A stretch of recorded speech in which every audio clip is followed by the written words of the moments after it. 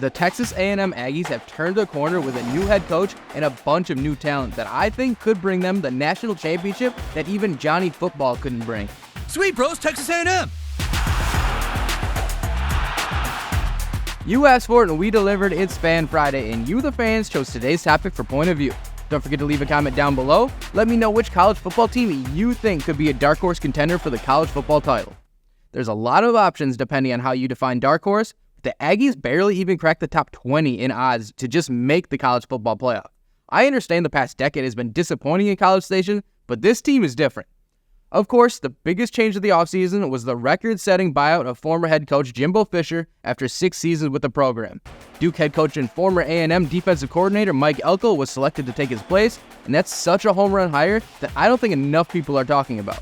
Duke was a laughingstock before Elko showed up. They had won just 10 games in the 3 seasons prior to his arrival, but in the 2 seasons with Elko, they railed off a 9-4 season and an 8-5 season with 2 bowl game wins. Now, he gets to lead a program that has every resource possible to build a championship contender, and I know he's not going to squander that opportunity. And he gave it a great rah-rah speech at his introductory press conference back in November. Here's what he had to say when asked about dealing with the pressure of high expectations. Our recipe for success has got to be an ability to achieve under pressure, ability to hit those critical moments and make the right plays when the game is on the line, understanding situational football, because a lot of games are going to come down to the fourth quarter. I think those are some of the tactical elements that maybe make this conference a little bit different. And then you just look at how large of a profile this program is, and making sure you're doing a lot of time educating young men on everything that goes along with that, right? The pressures of being a Texas A&M fighting Aggie, right? The social media and how that all plays a role and how these kids are able to perform. I think there's different challenges that exist at each job, and I think identifying what they are, identifying how you can tackle them and equip our players to become the best they can become, I think that's just really important no matter where you are. I think he really means it when he says he wants to build the best program in the country, and I don't see any reason why he can't. Especially with the NIL and transfer era that we're in, things can change on a dime, and they already have for A&M. Before we get more into that, here were the results of this week's poll question. Thanks to all who participated, and look out for another question on Monday. Now back to it. The biggest change for the Aggies is having quarterback Connor Weigman back for what is hopefully a completely healthy season. He's looked awesome in his limited time he's seen on the field, and he has high expectations this season, with many odds makers having him among the top 15 favorites for the Heisman. He completed 69% of his 119 attempts in 2023 and has only thrown 2 interceptions in his 251 career attempts. There is a new receiving core he'll be throwing to this season, but Noah Thomas, Jayden Walker, and Moose Muhammad should be as effective as any group in the SEC. And while there's still questions about their interior offensive line, they have 2 of the best tackles in the game in Trey Zune and Chase Basantis. The offense made huge leaps from 2022 to 2023, and they're going to need another big leap without Ruben Owens, who appears to be lost for the year. But rest assured, Weigman knows the position they're in and the expectations that come with it. Here's what he had to say when asked what he needs to work on most as an upperclassman.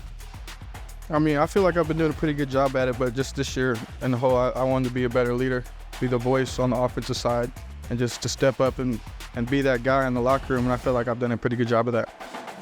As important as talent is under center, being a leader is equally important, and Weigman is clearly embracing that role. And he said it best. When things get tough, they need to push through if they are serious about achieving their goals.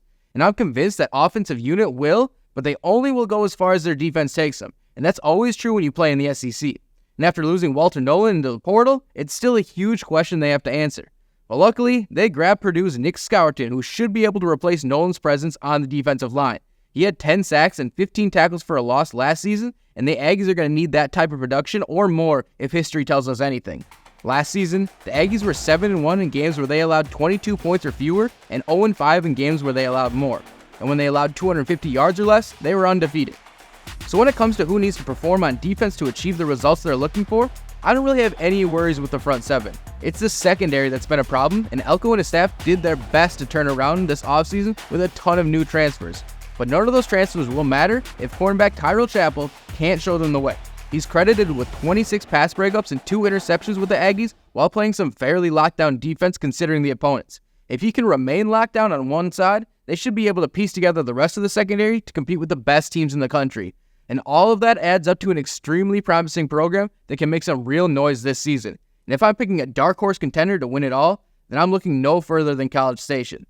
Another Texas team looking to overcome the boogeyman happens to be at the professional level. For more on how the Texans can overtake the Chiefs in the AFC, check out this past episode of Point of View. Enjoy the weekend, and we hope to find you here again next week.